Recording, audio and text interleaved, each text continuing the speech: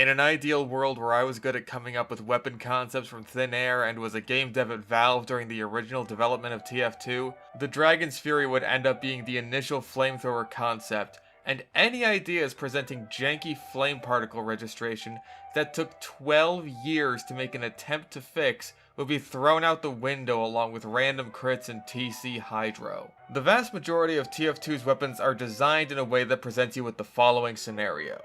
You have a gun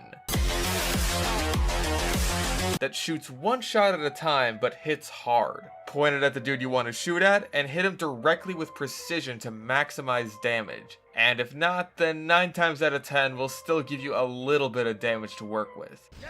But the flamethrower is a weapon that doesn't conform to this formula at all. It's a wild, unwieldy weapon that's always suffered from a lack of consistency, spewing out a constant stream of flames that always seem to either melt everything in your path or fail to kill anything no matter how hard you hold down the W key and mouse 1, and not a lot of room for anything in between. In a lot of cases, the flamethrower isn't at its best when it's the main source of damage, and other factors like your secondaries, melees, and even the projectiles of the enemy team will be far more beneficial to you in the long run than short-range, underwhelming DPS, unless the team you're fighting against is really, really bad. When everyone else besides Heavy is using massive burst damage options, you kinda have to rely on your own methods in order to keep up the pace, unless you want all of your kills to be posthumous. But the Dragon's Fury changes everything. Suddenly, instead of relying on flare punches, extinguisher finishes, reflected rockets, and afterburn, you're pumping out constant damage, and not just streams of low damage, but big, meaty bursts of damage that 2-tap light classes and send even power classes running for their lives. This isn't given to you arbitrarily either. You have to work for it, in just about the same way that everyone else does, with precision shots from a single shot firing, hard hitting weapon. Instead of dumbing yourself down with fire that's easy to apply but slow to kill, you put yourself on the same playing field as the other classes in terms of skill and, more importantly, damage output, and it feels fucking great. But just needing to aim isn't the only thing that sets the Dragon's Fury apart from the other flamethrowers. It's just about every aspect of the weapon that's been changed from the base so dramatically that it ends up being the anti-flamethrower. The way the Dragon's Fury works mechanically is very interesting, because all of its stats work together to make this incredibly fun, high-risk, high-reward gameplay style that's been largely lacking from the flamethrower, which, depending on the team you're fighting, either feels like high-risk, no reward, or low-risk, high reward. I mean, seriously, just look at this shit. I'm not even putting any thought into what I'm doing. I could be making a sandwich or something right now for all you know. In fact, I'm out of the chair. Hands are off the keyboard. I'm not even playing the game right now. I'm leaving. See you later. So, basically, the initial shot of the Dragon's Fury only has a base damage of 25, and that's really not a whole lot. In fact, that's worse than the flare gun and only 2 points of damage better than the detonator. But upon hitting a burning enemy with a center mass shot, not unlike a shotgun's meat shot, you triple your base damage up to 75, plus damage ramp up, and increase your fire rate, allowing you to do insane DPS if you can hit your shots consistently. But you have to be careful, because one miss and you're immediately going to be missing that faster fire rate, as it resets if you don't hit anything. And when you airblast, you're better off switching to your secondary or even your melee to deal damage for a few seconds, since that's how long it'll take to recharge. Your gun will effectively be on idle no matter how hard you mash the mouse buttons, and until this little gauge goes back to normal, you're not air blasting or shooting fireballs. This is definitely one of the aspects of the weapon that most people have some kind of a problem with. It's very punishing for what's normally such a disposable tactic on the part of the pyro. And while I agree that it is punishing, I don't think it's unjustified. Because the Dragon's Fury jacks up your damage to such a powerful and consistent degree, being able to constantly panic air blast on top of that would be pretty insane. Now you have a choice to make when combating projectile-based classes.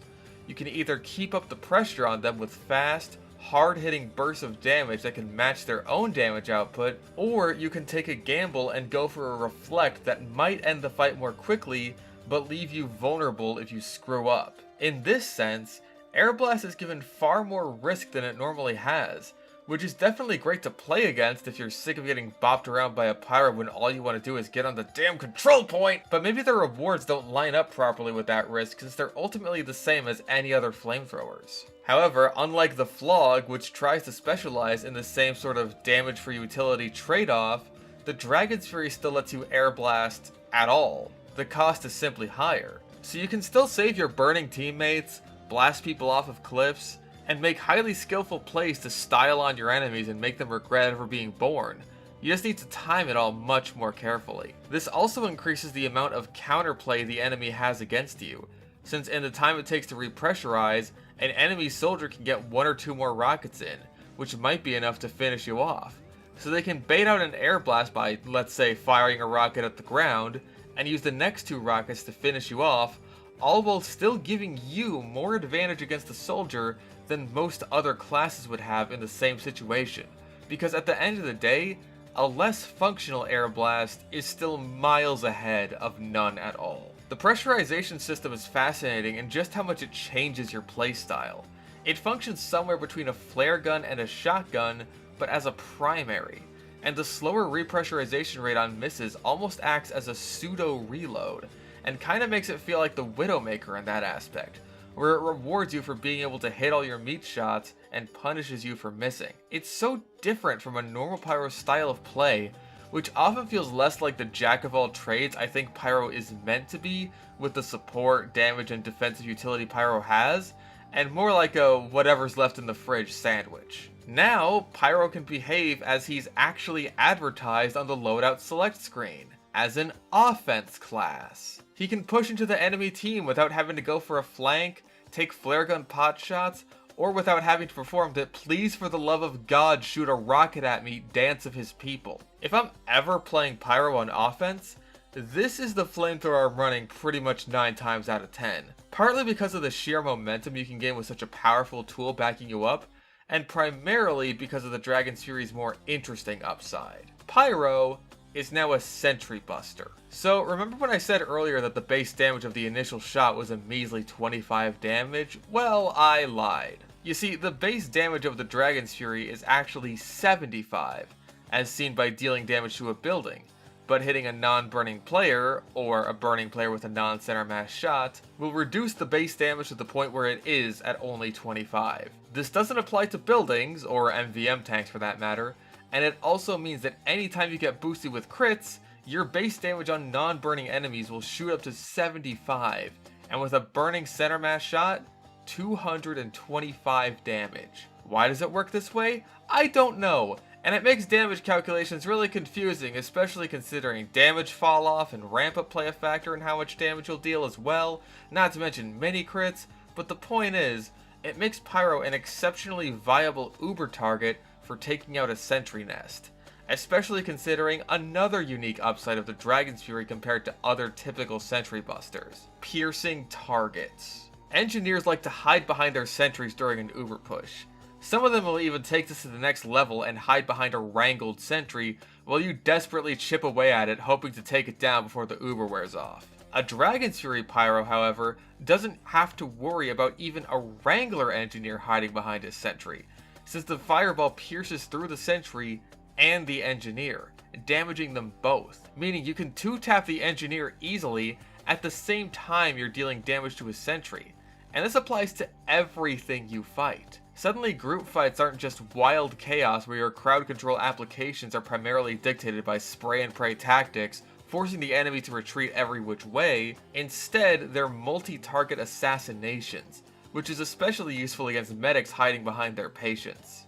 It's a commonly spoken ancient wisdom at this point that if you have the option to shoot at a medic or his patient, you shoot the medic. Well, the Dragon's Fury throws that line of thinking right in the dumpster next to the Caber and the Nostalgia Critic, because you have the privilege of doing both at the same time. This is decently difficult since you not only have to keep up the center mass shots, but also ensure that your enemies are lined up together, and it comes at the cost of general, much easier crowd control with the Flamethrower, but it's still a great benefit that you can get a lot of use out of. However, the Dragon's Fury firing in this manner does have a significant downside in terms of dealing with spies. Ordinarily, a pyro against a spy is perhaps the single most one-sided exchange in the entire game, to the point where a pyro can often catch out a spy by complete accident. And if the pyro knows exactly where you are, God help you. With the Dragon's Fury, you're once again put on the same playing field as the other classes in terms of dealing with a spy. You can't just spray mindlessly since there's effectively no downside to doing so, and no counterplay on the part of the spy. You need to precisely predict the spy's movements and make sure your attacks are accurate. And if you can manage this, you'll still get more of an edge than other classes do because of what little afterburn you'll get against the spy, which can help you track down his movement and position, while still allowing the spy to fake you out when that afterburn wears off. It's a pretty massive trade-off to be so much worse at something that pyro can ordinarily do effortlessly, but in exchange, you get to be better at countering so many other obstacles that make a pyro's life difficult otherwise. Of these obstacles, other pyros are the biggest example that jump to mind. Without a shotgun, pyro duels have been pretty infamous for being effectively down to complete RNG and looking doofy as hell on top of that. But with the Dragon's Fury, you gain a significant advantage by being able to combo enemy pyros with the limited guaranteed afterburn you'll get on them, while still giving them the opportunity for counterplay. Not only can enemy pyros airblast you back to get some distance, but they can also airblast your Dragon's Fury shot back at you, which can seriously catch you off guard since pretty much no one ever does it. I won't be surprised if I see plenty of commenters who didn't even know this was possible. Not to mention, on the subject of the shotgun, it's a much more viable option on pyros with other flamethrowers than it is on the Dragon's Fury, meaning certain pyros won't have to change their playstyle at all, and the two of you suddenly become a lot more evenly matched. If you find a sniper with the danger shield though, that's still complete cancer. Not much you can do about that. When it comes to your own secondaries, pretty much anything that lights the enemy on fire is a good choice. Even the gas passer is at least somewhat usable, even if it is still utter garbage.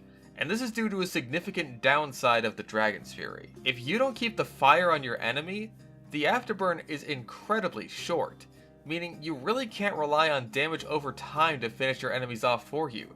You need to commit to a fight and get at least 2 shots on them. That is, of course, unless you use a flare gun. Of your options, I think the normal flare gun is probably the weakest, just because there isn't much benefit to it outside of long range where you'll need to hit 2 direct flares in a row in order to obtain a similar damage output as 2 Dragon's Fury shots.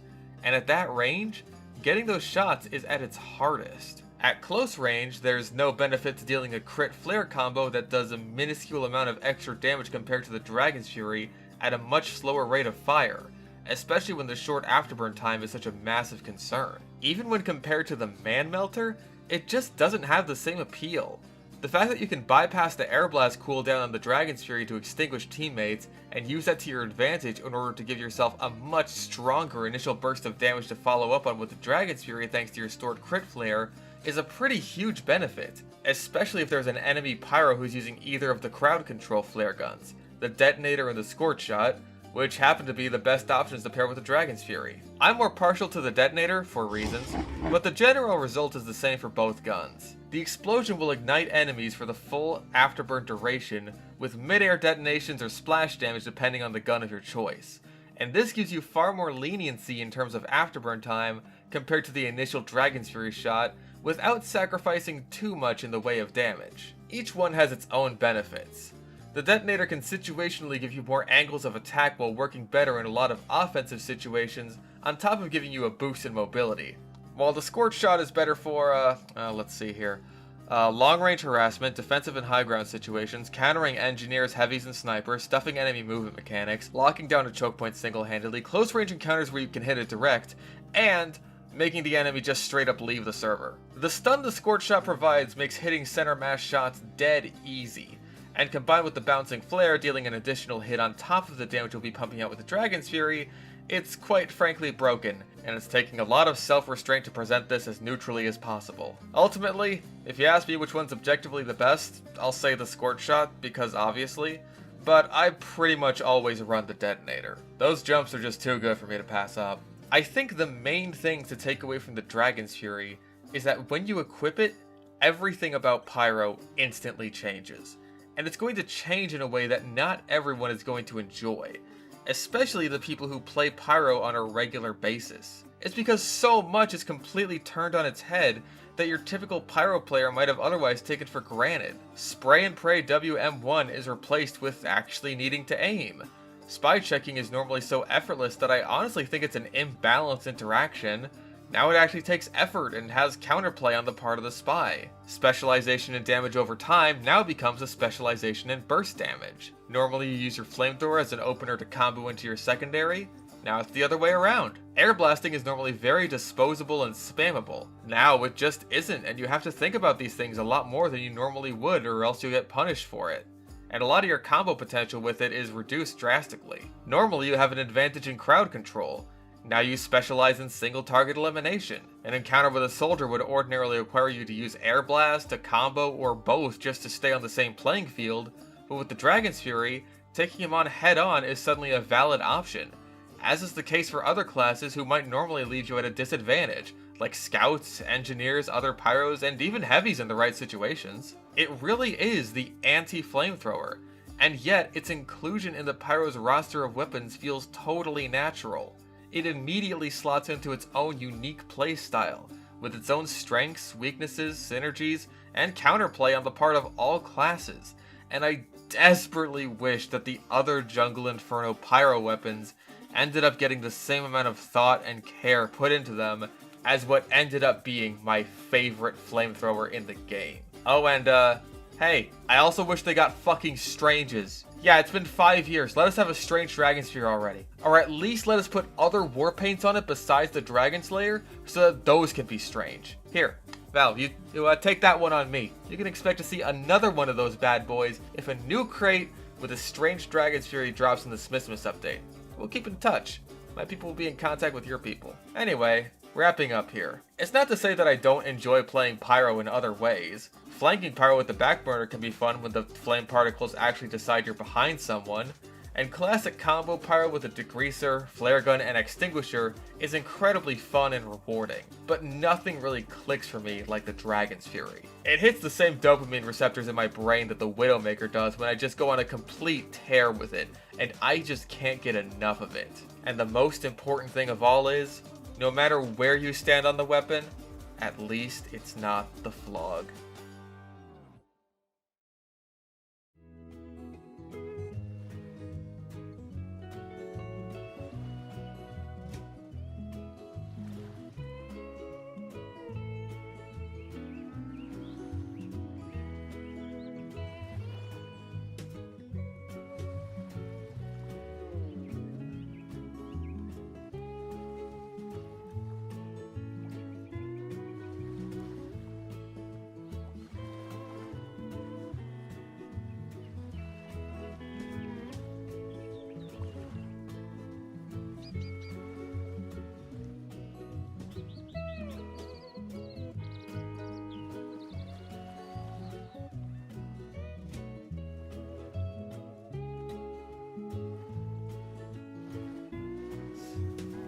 This feels a bit like bullying.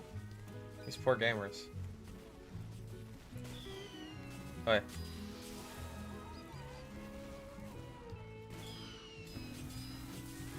Oh god! Oh god! Oh god! Oh jeez! Oh jeez! Oh jeez! He has asserted his dominance. That was terrifying.